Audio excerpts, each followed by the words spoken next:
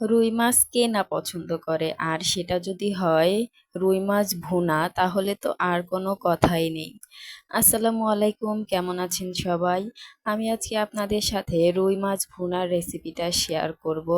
তো চলুন কথা না বাড়িয়ে ভিডিওটা শুরু করি।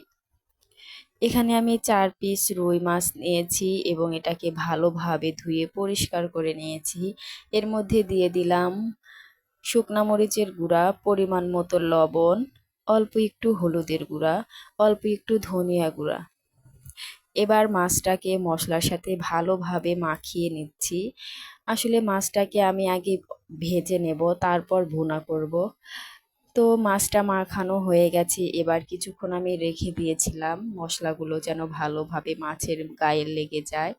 এবার কড়াইয়ে তেল দিয়ে তেলটা গরম হলে একে একে মাছগুলো দিয়ে দিলাম। মাছটাকে আমি অল্প একটু ভেজে নেব, বেশি ভাজবো না।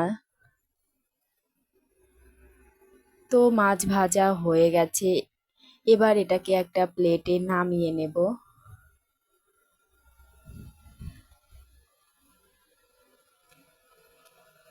তো দেখতে পাচ্ছেন মাছগুলো আমি নামিয়ে নিয়েছি। এবার আমি মাছ ভাজার কড়াইয়ে পেঁয়াজ দিয়ে দিলাম এবং কেটে রাখা কাঁচা মরিচ দিলাম। এবার পেঁয়াজ মরিচটাকে নরম হওয়া পর্যন্ত আমি ভেজে নেব। কিছুক্ষণ ভাজলেই কিন্তু পেঁয়াজটা নরম হয়ে আসবে। তো এই তো হয়ে গেছে, এবার এর মধ্যে আমি একটা তেজপাতা দিয়ে দিলাম। কিছুক্ষণ নাড়াচাড়া করে এবার এর মধ্যে দিয়ে দেব কয়েকটা গোটা জিরা।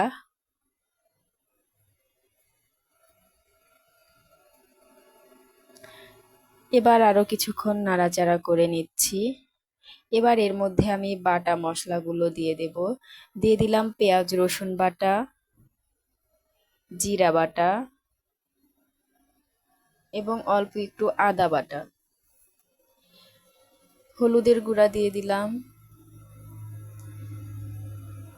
অল্প একটু ধনিয়া গুঁড়া দিলাম। এবার পরিমাণ মতো লবণ দিলাম। এখন অল্প একটু পানি দিয়ে মশলাটাকে আগে কষিয়ে নেব।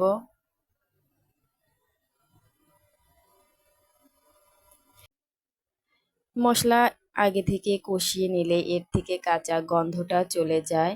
তো দেখতে পাচ্ছেন এটা কিন্তু বলক এসেছে। এবার আমি এর মধ্যে ভেজে রাখা মাছগুলো দিয়ে দেব। মাছটাকে মশলার সাথে একটু কষিয়ে নিতে হবে। তো একে একে সবগুলো মাছ দিয়ে দিলাম। এবার আমি এটাকে আরো কিছুক্ষণ কষিয়ে নেব।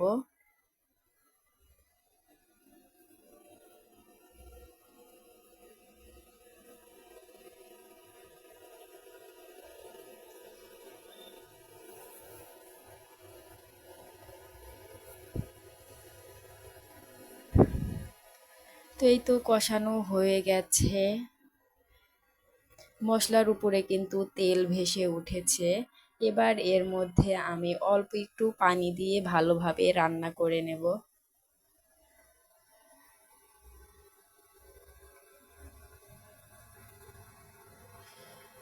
যেহেতু মাছগুলো কিন্তু সিদ্ধ হয়ে গেছে, এবার একটু পানি দিয়ে ভালোভাবে রান্না করলেই কিন্তু রান্নাটা হয়ে যাবে। তো ঢাকনা দিয়ে দিলাম।